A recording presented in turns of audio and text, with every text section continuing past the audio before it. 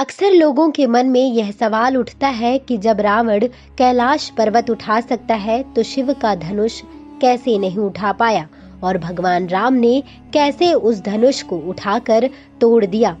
चलिए इस सवाल का जवाब बता दें आपको कि ये जानकारी वेबसाइट्स और अन्य जगहों से प्राप्त हुई है। बता दें कि भगवान शिव का धनुष बहुत ही शक्तिशाली और चमत्कारिक था। शिव ने जिस धनुष को बनाया था उसकी टंकार से ही बादल फट जाते थे और पर्वत हिलने लगते थे। ऐसा लगता था मानो भूकंप आ गया हो। यह धनुष बहुत ही शक्तिशाली था। इसी के एक तीर से त्रिपुरासुर की तीनों नगरियों को ध्वस्त कर दिया गया था। इस धनुष का नाम पिनाक था। देवी और देवताओं के काल की समाप्ति के बाद इस धनुष को देवराज इंद्र को सौंप दिया गया था।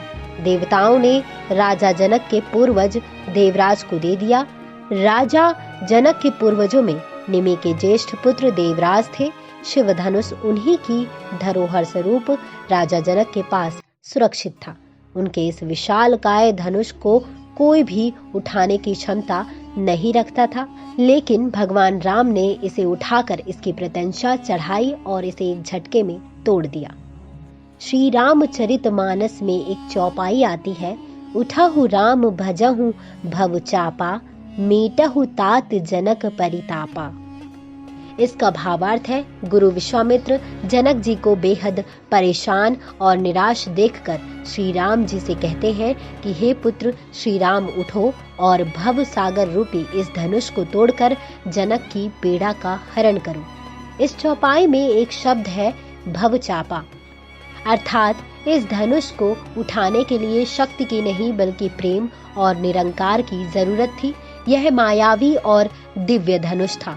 उसे उठाने के लिए दैवीय गुणों की जरूरत थी। कोई अहंकारी उसे नहीं उठा सकता था। रावण एक अहंकारी था। वह कैलाश पर्वत तो उठा सकता था, लेकिन धनुष नहीं। धनुष को तो वह हिला भी नहीं सकता था।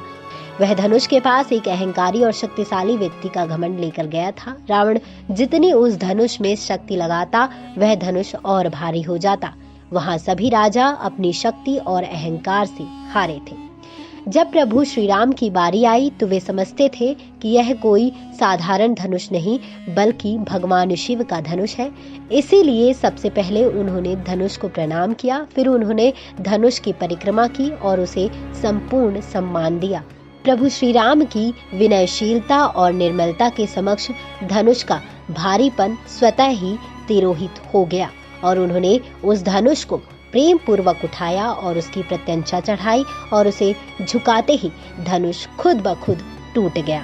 कहते हैं कि जिस प्रकार सीता शिव जी का ध्यान कर सहज भाव बिना बल लगाए धनुष उठा लेती थी, उसी प्रकार श्री राम ने भी धनुष को उठाने का प्रयास किया और सफल हुए।